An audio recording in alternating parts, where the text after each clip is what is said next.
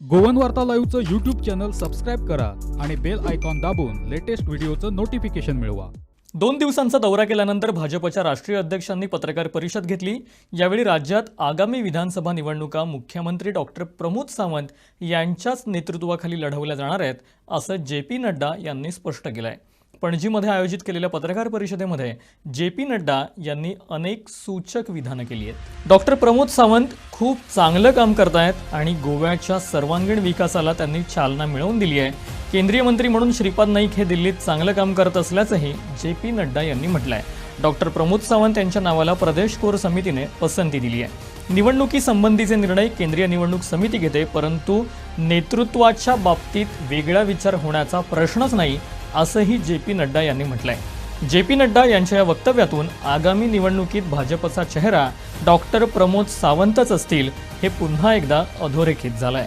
Doctor Sawant यांच्या नेतृत्वाबाबत पक्षात संशय आणि संभ्रमाचं वातावरण तयार करणाऱ्या नेत्यांना ही जोरदार चपराक ठरली है। चहुमुखी विकास प्रमोद जी के नेतृत्व में हुआ है। प्रमोद जी के ही नेतृत्व में हम आगे बढ़ रहे हैं। हमारे यहाँ एक व्यवस्था होती है कि पार्लियामेंट्री बोर्ड इन विषयों के बारे में डिक्लेयर करता है। So that declaration I don't take it, but कोई इसमें से और कुछ सोचने का भी स्थान नहीं है। He is doing a very good job in Delhi, and he is taking care of the things there. And according, everybody has interest, but the interest has to be taken care by the party, and he has been assigned the job at Delhi, and which he is doing very well. शनिवारी 2 दिवसांच्या गोवा भेटीवरती आलेले भाजपचे राष्ट्रीय अध्यक्ष J P. Nadda गोव्याच्या आदरातिथ्यानं बरेच खुश झाले आहेत। शनिवारी कोविडच्या काळातही त्यांचं पक्षानं जोरदार आणि जल्लोषात स्वागत करून कोविडची परिस्थिती राज्यात बरीच सुधारल्याचं अप्रत्यक्षपणे दाखवून दिलं। यानंतर त्यांनी शनिवारी पक्षाचे सर्व आमदार, मंत्री, पदाधिकारी आणि प्रमुख कार्यकर्ते यांच्याशी वार्तालाप केला। आगामी विधानसभा निवडणुकीची तयारी, कोविड व्यवस्थापन तसंच राज्यात ओढवलेल्या पूरजन्य परिस्थितीवरती मात करण्यासंबंधीच्या विषयांवर सखोल चर्चाही झाली। यावेळी प्रत्येक आमदार मंत्र्यांनी आपले विचार त्यांच्यापर्यंत पोहोचवल्याची खबर आहे। काँग्रेस आणि अन्य पक्षातून भाजपात दाखल झालेल्या आमदारांनी आपल्या तिकिटाबाबतची चाचपणी या भेटीत केल्याची देखील खबर आहे। विशेष करून भाजपामध्ये दाखल झालेल्या काही अल्पसंख्याक आमदार मंत्र्यांनी आपली कैफियत त्यांच्यापुढे मांडल्याचंही वृत्त आहे। या आमदारांना पक्षाने अपक्ष निवडणूक लढवण्याची मोकळीक द्यावी तसंच बाहेरून पाठिंबा द्यावा असाही प्रस्ताव पुढे करण्यात आल्याचं कळतंय। या व्यतिरिक्त निष्ठावंत आणि नवे असा जो काही वाद सुरू झालाय त्या संबंधीच्या तक्रारीही जे.पी. नड्डा यांच्यासमोर पोहोचल्यात। घराणेशाही आणि एका घरात अनेकांना तिकीटं या 2 वेगवेगळ्या गोष्टी आहेत असं जे.पी. नड्डा यांनी म्हटलंय।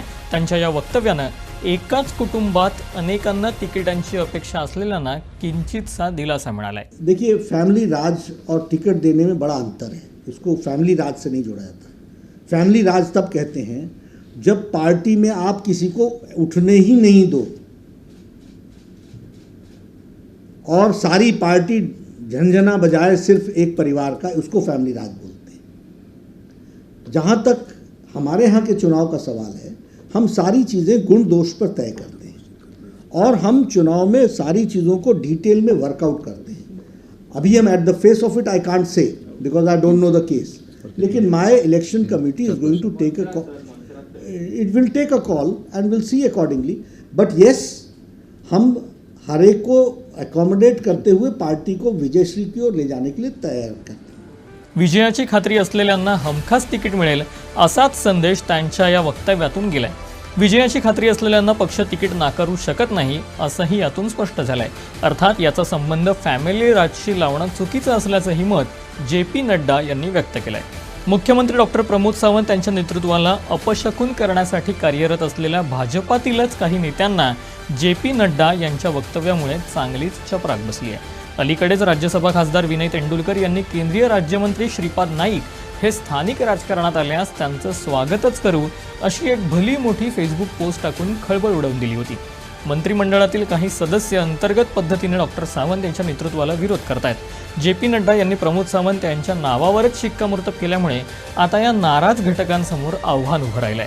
एकतर सावंत यांचं नेतृत्व मान्य करणं किंवा नेतृत्व मान्य नसल्यास वेगळी चूल थाटणं असे पर्याय या नेत्यांकडे आता राहिलेत। यासंबंधी एका नेत्याकडे चर्चा केली असता गणेश चतुर्थीनंतर हे चित्र स्पष्ट होईल असे संकेतही त्यांनी दिले आहेत। सिनियर रिपोर्टर विश्वनाथ नेने आणि व्हिडिओ जर्नलिस्ट रुपेश राऊतसह bureau report Goan Varta live Panaji.